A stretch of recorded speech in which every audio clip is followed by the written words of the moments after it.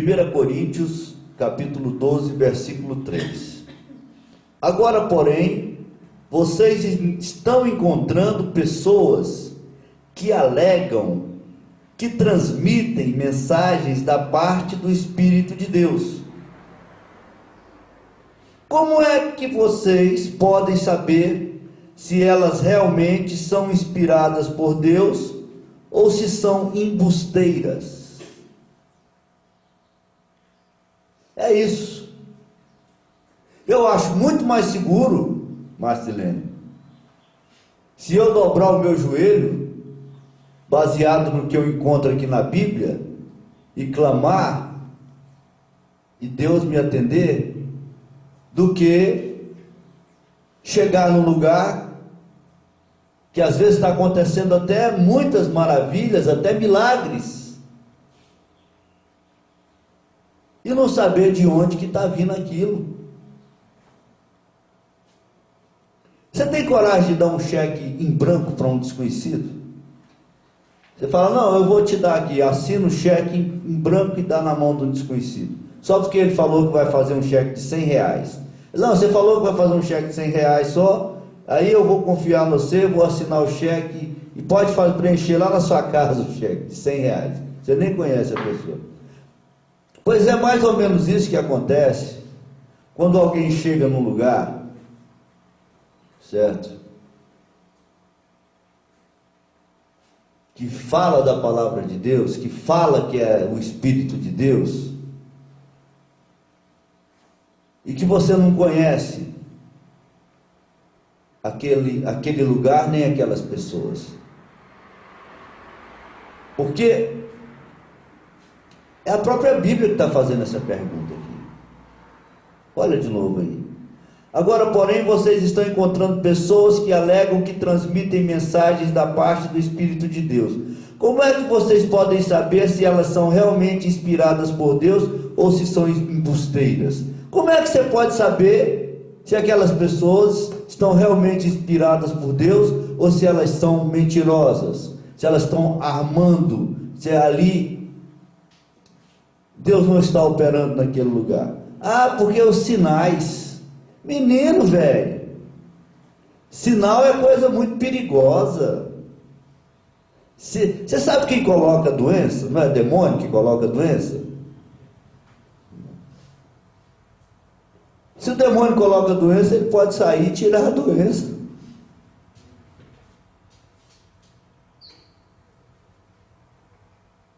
Ah, mas expulsa demônio lá. Ele... Para enganar, o enganador faz qualquer coisa. Ele pode muito bem fingir que está sendo expulso e ficar zombando das pessoas. E aqueles que estão ali sabem o que está acontecendo, mas eles estão querendo só lucrar em função da boa fé e da ignorância espiritual dos outros. Isso aconteceu sempre. Na história do Brasil tem um fato daquele Borba Gato, aquele garimpeiro que seduzia os índios, levando uma vasilha de álcool. O índio não conhecia álcool, então ele enchia uma vasilha de álcool e falava que era água, e aí ele botava fogo no álcool, e ele falava que era um bruxo e que podia botar fogo na água. Vou queimar a água de vocês. Se vocês não mostrar o tesouro, eu vou queimar a água de vocês. Borba Gato fazia isso. Certo? E é isso que a Bíblia está perguntando. Como é que você sabe qual é o espírito que está operando? Nossa Senhora, você já viu alguma... Nós que somos protestantes, crentes, nós não acreditamos que outro além de Jesus faça alguma coisa. Eu tenho certeza que você que é protestante, você já saiu dessa fase. Agora você chega naquelas igrejas católicas, Nossa Senhora Aparecida está fazendo isso, está fazendo aquilo. E tem muito crente que ainda pergunta, será que é Deus? Será que ainda fica em dúvida? Rapaz, você chega aqui, nessa cidade próxima aqui, que eu não vou nem falar o nome, Vocês sabem muito bem. Curandeirismo. Tem gente que sai de todos os lugares do mundo e vem fazer intervenções cirúrgicas com curandeiros. Isso é de Deus? Jesus, por acaso, já pegou algum canivete, furou alguém para poder curar alguém? Isso faz parte da mensagem do Evangelho? Mas as pessoas acreditam que é de Deus. As pessoas acreditam que é de Deus. São espíritos enganadores. Você sabe que existem espíritos enganadores? Abra sua Bíblia em 2 Coríntios. Eu vou mostrar para vocês, porque alguns conhecem, alguns não conhecem. No capítulo 11.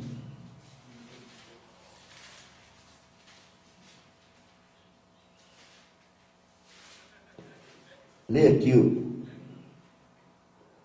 o versículo 13 até o 15. Deus nunca jamais enviou tais homens. Aliás, eu vou ler mais. Eu vou ler mais, para você ver. Eu não estou falando.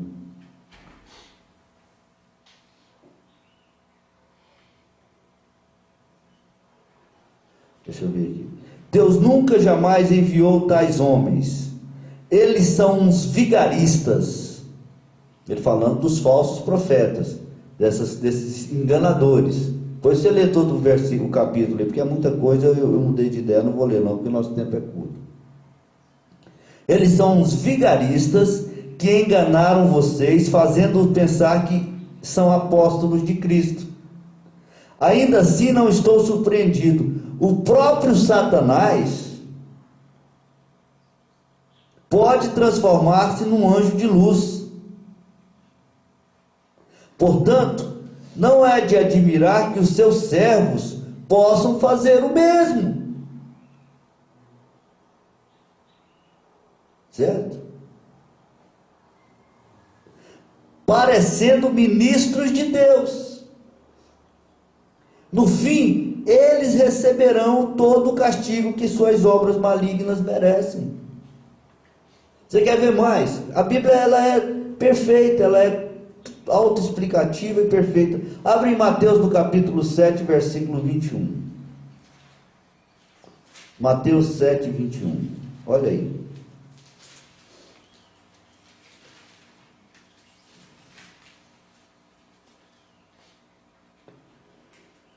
Nem todos os que falam como gente, isso é o próprio Jesus dizendo. Isso é o próprio Jesus dizendo. Quer dizer, está fora de qualquer suspeição. Se é Jesus que está dizendo, né? Nem todos os que falam como gente religiosa são realmente assim. Tais pessoas podem referir-se a mim como Senhor, porém, apesar disso, não entrarão no céu. Porque a questão decisiva é se elas obedecem ao meu Pai do céu ou não. Agora, quer ver como é que especifica mais a situação? No juízo, muitos me dirão: Senhor, Senhor, nós falamos aos outros a seu respeito. Está pregando o Evangelho, não é verdade? Falando de Jesus. Então tem gente que fala: toda religião é boa porque todo mundo fala de Jesus. Jesus está dizendo aqui que não é assim. Senhor, nós falamos aos outros ao seu respeito e usamos o seu nome para expulsar demônios. Eles estavam expulsando demônios. Quer dizer, não era só pregando, era pregando e expulsando demônios. E para fazer muitos outros grandes milagres. Mas eu responderei: vocês nunca foram meus. Vão embora, porque as suas obras são más. Sou eu que estou falando mal dos religiosos? Não, eu estou querendo que a igreja aprenda a entender Jesus, o Evangelho e o mundo espiritual. Porque os espíritos, os demônios, eles olham para nós e eles conseguem nos ver, eles conseguem influenciar o nosso pensamento, eles conseguem colocar imagens na nossa mente durante a noite, eles conseguem trazer pessoas para comunicar fatos e para influenciar o que nós pensamos, o que nós devemos fazer. Eles conseguem rodear a nossa vida e comandar a vida humana. Eles estão numa posição superior, porque nós não conseguimos vê-los, nós não conseguimos nem percebê-los, se nós não tivermos dons espirituais. Eles estão operando, fingindo que são bons, trazendo mensagens boas, palavras boas de consolo, e zombando. Por isso que Jesus faz questão de dizer que a única fonte confiável é Ele.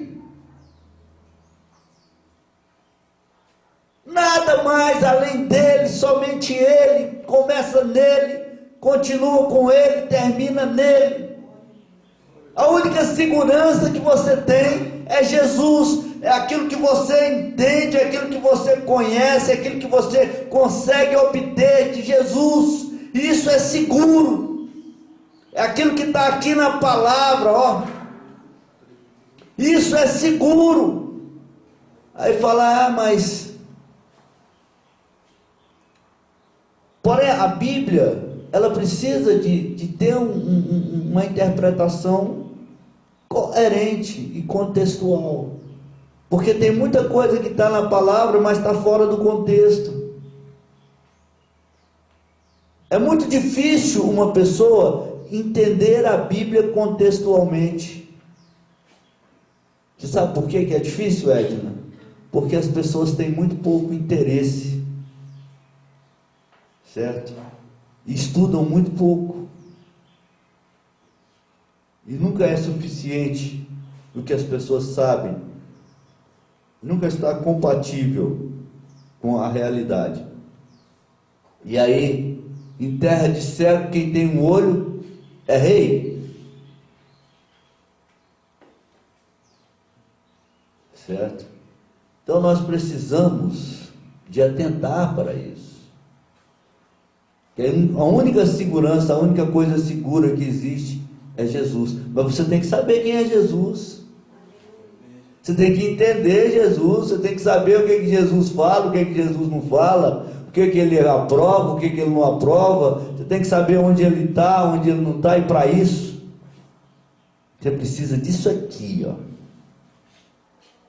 É isso aqui. O foco de toda essa resenha minha é trazer o raciocínio de vocês para cá, para isso aqui. É isso aqui que nós vamos começar a buscar agora nessa igreja. É por isso que eu disse quando eu estava começando, que nós vamos deixar de ser um povo que espera e vamos passar a ser um povo que produz resultados. Nós vamos deixar de esperar resultados e passar a produzir resultados, porque essa é a verdadeira expectativa da Bíblia. A igreja não foi criada para estar esperando os cristãos chegarem até ela para fornecer para os cristãos aquilo que eles precisam em nome de Jesus. Igreja não é isso. Igreja não é um fim. A igreja é simplesmente a reunião de muitos cristãos. O que foi chamado igreja, o que é a reunião de muitos cristãos.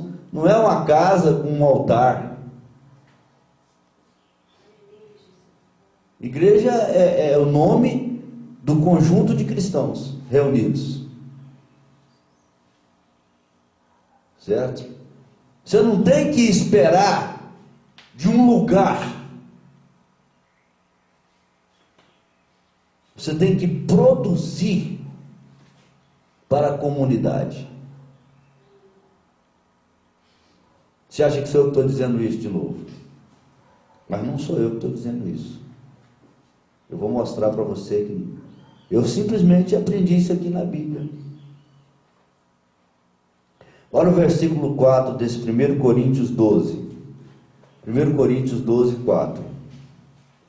Ora, Deus nos dá muitos tipos de capacidades especiais, porém é o mesmo Espírito Santo que é a fonte de todas elas.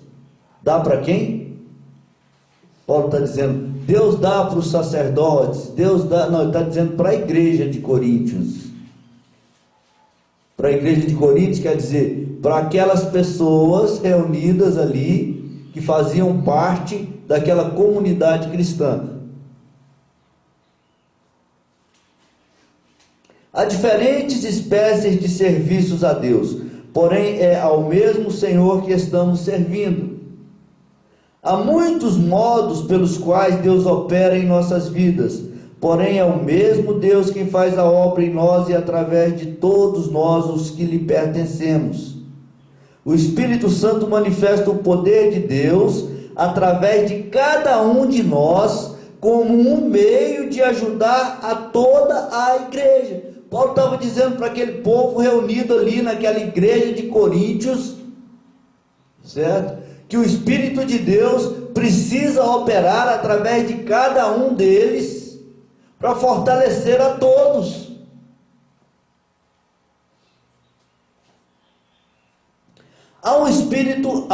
O Espírito concede capacidade de dar conselhos sábios. Olha só como é que é a situação. Tem pessoas que são conselheiras, capacitadas por Deus, dentro da igreja. Toda igreja tem que ter esse tipo de gente ali. Aí a pessoa, eu quero ser profeta, eu quero ser isso, eu não quero ser nada, eu não me sinto capaz de ser nada. E a igreja fica precisando de conselheiros sábios, dotados de sabedoria pelo poder do Espírito de Deus. A igreja precisa disso, conselheiros sábios. As pessoas idosas como eu, hoje em dia, querem só ir para o clube dos idosos dançar forró de tarde, nos domingos.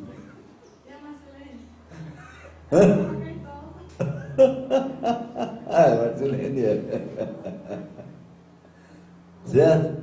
Mas Deus espera que os idosos como eu sejam pelo menos conselheiros. E os jovens também, eles podem ser conselheiros, Marcelene. Conselheiros ungidos, preparados pelo Espírito de Deus, porque a igreja precisa disso. Isso faz parte do programa, do projeto de Deus na igreja. Não precisa ser cantor bom igual o Márcio para participar da obra de Deus, não. Você pode ser conselheiro. Não precisa de aparecer, ficar falando alto que nem eu na frente do púlpito, não. Para todo mundo ficar falando que eu grito na cabeça do povo. Não precisa disso, não. Você pode ser um conselheiro que fala baixinho. Meu filho, porque Deus...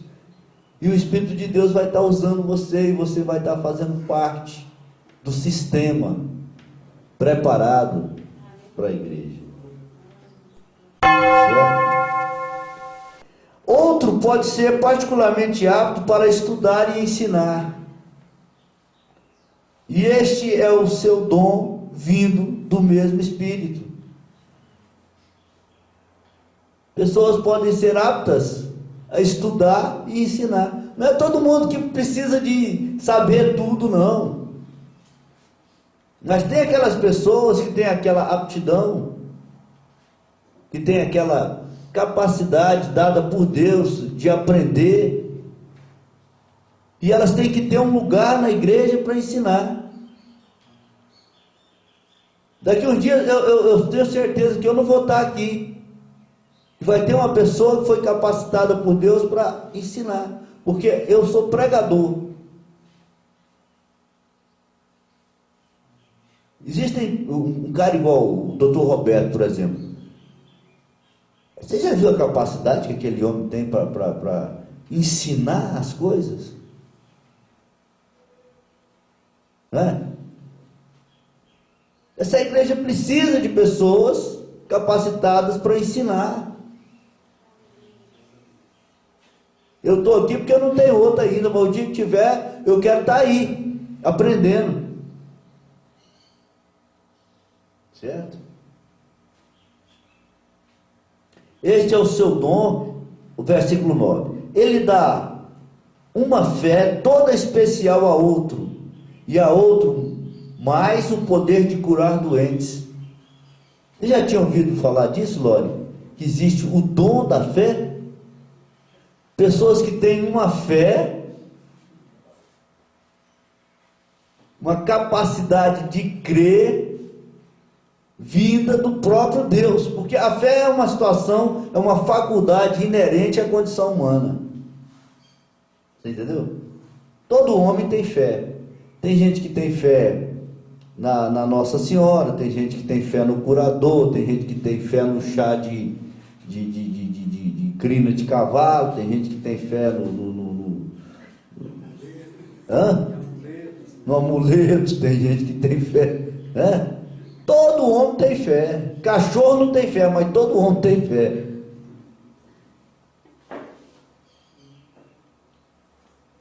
Imagina um dia que você tiver um ensinador, um educador mesmo aqui, que você não precisar de ficar escutando essas coisas, hein? Oh, glória a Jesus. E alguns ele dá poder, aqui ó, poder de curar doentes. É Deus que dá esse poder. Aqui ó. E a alguns ele dá o poder de fazerem milagres. A igreja tem tudo isso à sua disposição. Viu, Edna? E a outros pode o poder de profetizar e pregar. É Deus que dá. Certo? E ele dá ainda o poder de conhecer se os maus espíritos que estão falando, através daqueles que afirmam proclamar a mensagem de Deus, ou se realmente é o Espírito de Deus quem está falando. Discernimento. Esse para mim é um dos mais importantes. É você saber discernir se aquilo que eles estão falando, se aquilo que você está ouvindo vem realmente de Deus, e até que ponto Deus está na pregação que você ouve, Deus está na mensagem que você ouve, Deus está no lugar que você está. Discernimento, dom do discernimento, isso vale ouro. Isso vale ouro. Você está ouvindo? Eu conheci pessoas fabulosas no meio cristão. Eu conheci um profeta, um homem de visão, um homem que tinha esses dons, e ele me ensinou uma coisa extraordinária uma vez ali. Ele falou que quando um pregador começava a pregar, Deus colocava um termômetro na frente dele. Ele tinha visões, né? Ele era marinheiro, e ele sempre entregava os recados, as visões que Deus dava, assim, com imagens da época dele, no exercício de marinheiro, né? Então ele falou que tinha esse termômetro. Não tem nada a ver com marinheiro, mas ele tinha esse tipo de visão, esse termômetro. E aí quando o pregador começava a falar, sabe como é que é esse termômetro? Vinha subindo. Se ele passasse do tempo, se ele fosse além do que o Espírito, aí o termômetro parava, sabe como é que é? E o cara continuava falando, e falava, já não é de Deus. De Deus era até ali. Sabe como é que é? E ele falava,